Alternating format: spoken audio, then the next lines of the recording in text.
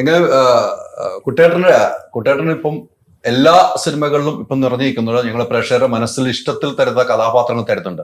ഇപ്പം ഈ ന്യൂജനാണ് web series, അതിലേക്കും കൂടെ കുട്ടേട്ടൻ എത്തിക്കൊണ്ടിരിക്കുകയാണ്. കുട്ടേട്ടൻ എന്നും ന്യൂജനാണ്, അത് പറയണമെന്നല്ല പറയാൻ നോക്കിയില്ലേ? വെബ് സീരീസ് ന്യൂജന്മാരുടെ മാത്രം സംഭവം അങ്ങനെയാണ്. ഇപ്പൊ ഇത് പുതിയ കാലഘട്ടത്തിലുള്ള യാത്രയാണല്ലോ.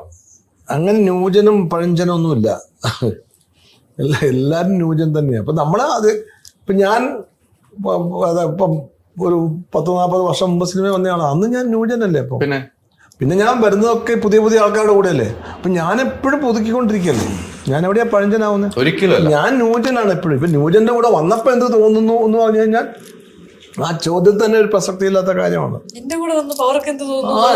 തിരിച്ചു ചോദിക്കണം, അതിലോ എന്നെക്കാളും ന്യൂജനായിട്ടായിരിക്കും, അതൊന്നും രക്ഷയില്ല. അതിലെനിക്ക് നമ്മളെവിടെ ഇതൊന്നല്ല, എപ്പോഴും നമ്മളൊരു കൂട്ടായ്മയിൽ വന്ന് വിടുമ്പോഴേ അപ്പോൾ നമ്മൾ പ്രതീക്ഷിക്കുന്നതിന് അപ്പുറമായിട്ട് നമുക്ക് തന്നെ നമ്മളിൽ തന്നെ ഒരു എനർജി ഉണ്ടാവും. അത് അഭിനയിക്കുമ്പോഴൊക്കെ അത് നമുക്ക് പ്രയോജനപ്പെടുന്ന കാര്യമാണ്. ഇവിടെ വന്നിപ്പം ദീപു ഞാൻ മുമ്പേ പറഞ്ഞോളൂ, ഇദ്ദേഹത്തിന്റെ സ്ക്രിപ്റ്റിനകത്ത് എനിക്ക് അഭിനയിക്കാൻ അവസരം വന്നു, കുഞ്ഞിരാമായണം. എനിക്ക് പോകാൻ പറ്റിയില്ല, മറ്റു പല കാരണങ്ങളും ഉണ്ട്. പക്ഷെ അതൊരു ഭയങ്കര വിഷമമായിരുന്നു. അപ്പോഴാണ് ഇതിൽ വിളിച്ചത്. ഇത് വിളിച്ചപ്പോൾ എനിക്ക് ഭയങ്കര ഇഷ്ടപ്പെട്ട ഒരു ക്യാരക്ടർ. ഒരു 30-35 ദിവസം 36 ദിവസത്തോളം ഞാൻ ഈ ഷൂട്ടിങ്ങിനുണ്ടായത്. അവിടെ വന്നപ്പോൾ ഈ നിഖിലൊക്കെ ഇവിടെ വെച്ചാൽ അല്ല, ഇതിനു മുമ്പ് ഞാൻ കണ്ടിട്ടുണ്ട്, മറ്റേ അരവിന്ദന്റെ അതിഥിയാണ്. പക്ഷെ ഇവിടെ അന്നൊന്നും നമ്മൾ അത്ര അടുത്തില്ല. ഇവിടെ വെച്ച് കഴിഞ്ഞപ്പോൾ നമ്മുടെ സ്വന്തം ഒരു കുടുംബത്തിൽപ്പെട്ട എൻ്റെ മരുമോളായിട്ടാണ്, പെങ്ങളുടെ മോളായിട്ടാണ് അഭിനയിക്കുന്നത്. അത് പിന്നെ എൻ്റെ മോളെ പോലെ തന്നെ ആയി. പിന്നെ ഞങ്ങൾ അങ്ങോട്ടും ഇങ്ങോട്ടും വീട്ടുകാര്യങ്ങളും ഇപ്പം ഉള്ള കുടുംബകാര്യങ്ങളൊക്കെ പലതും എനിക്കറിയാം, എൻ്റെ കുടുംബകാര്യമൊക്കെ അറിയാം. അങ്ങനെ ഒരു അശോകനോട് എത്രയോ വർഷത്തെ പരിചയം. പിന്നെ ഇവരൊക്കെ ദീപൊക്കെ എൻ്റെ ഒരു അടുത്തൊരാളെ പോലെ തോന്നും. ചിലപ്പോൾ സീൻ അഭിനയിക്കുമ്പോൾ ഞാൻ അതിങ്ങനെ ചിലപ്പം ലൊക്കേഷൻ കാണുകയില്ല.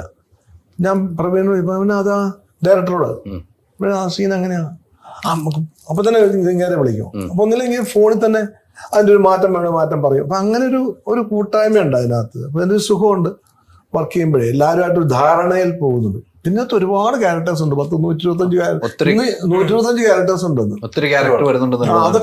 അതൊക്കെ ഒരു ഇമ്പോർട്ടൻസ് ഉണ്ട്. ഇപ്പൊ ഒരു കവലയിൽ നടക്കുന്ന സംഭവമാണ്. കവലയിൽ ചായക്കടയുണ്ട്, ചായക്കട ഉടമസ്ഥനുണ്ട്, അതിന് ചായ എടുക്കുന്നവരുണ്ട്, അങ്ങനെ തയ്യക്കാരനുണ്ട്, അങ്ങനെ ഒരു ജിമ്മ് നടത്തുന്ന ഒരാളുണ്ട്.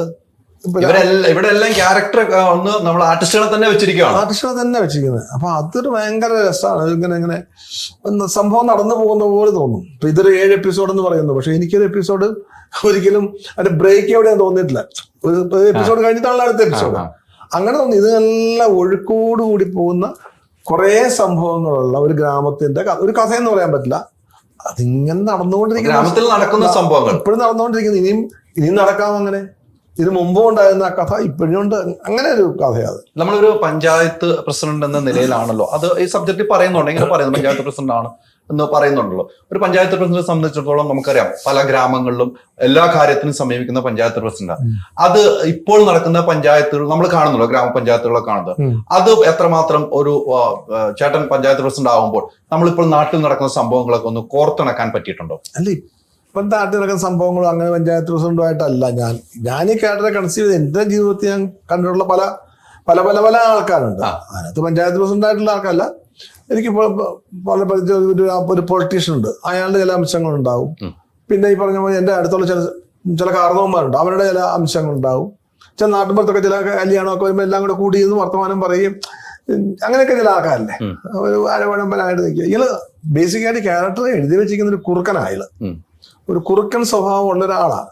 അപ്പൊ അതൊക്കെ ഈ പറഞ്ഞ നമുക്ക് പല സ്ഥലത്തു നിന്നും കിട്ടിയ ചില കഥാപാത്രങ്ങളുടെ അംശങ്ങളുണ്ട് ഇതിനകത്ത്. അതെല്ലാം കൂടെ ചേർന്നാണ്. അല്ലാതെ ഒരു ഇതിനകത്ത് പ്രത്യേക രാഷ്ട്രീയം പറയുന്നില്ല. ഒരു പ്രത്യേക രാഷ്ട്രീയം അല്ലെ പഞ്ചായത്തിൽ നടക്കുന്ന ഒരു പ്രത്യേക സംഭവമായിട്ടല്ല പറയുന്നത്. അങ്ങനെയൊക്കെ സംഭവിക്കുന്ന ഒരു സ്ഥലം. ആ സംഭവങ്ങൾ രസകരമായിട്ട് വരുന്നു, നമുക്ക് കണ്ടിരിക്കുമ്പോൾ ബുദ്ധിമുട്ടില്ലാതെ ചിരിച്ചുകൊണ്ട് കാണാൻ പറ്റുന്ന ഒരു സബ്ജക്റ്റ് ആയിട്ട്. അതാണ് ചുരുക്കി പറഞ്ഞാൽ സംഭവം. മനസ്സ് വെച്ചാ ചേഞ്ച് ആവാലോ. ഒരു കിച്ചണിൽ വേണ്ട എല്ലാ ലേറ്റസ്റ്റ് അപ്ലയൻസസുകളുടെ വൈഡ് റേഞ്ചും മൈജി ഫ്യൂച്ചർ സ്റ്റോറുകളിൽ മാത്രം. മൈജി ഫ്യൂച്ചർ ചേഞ്ച് ആകൂ, വേറെ range ആകൂ. Neetu's Academy, India's #1 language academy.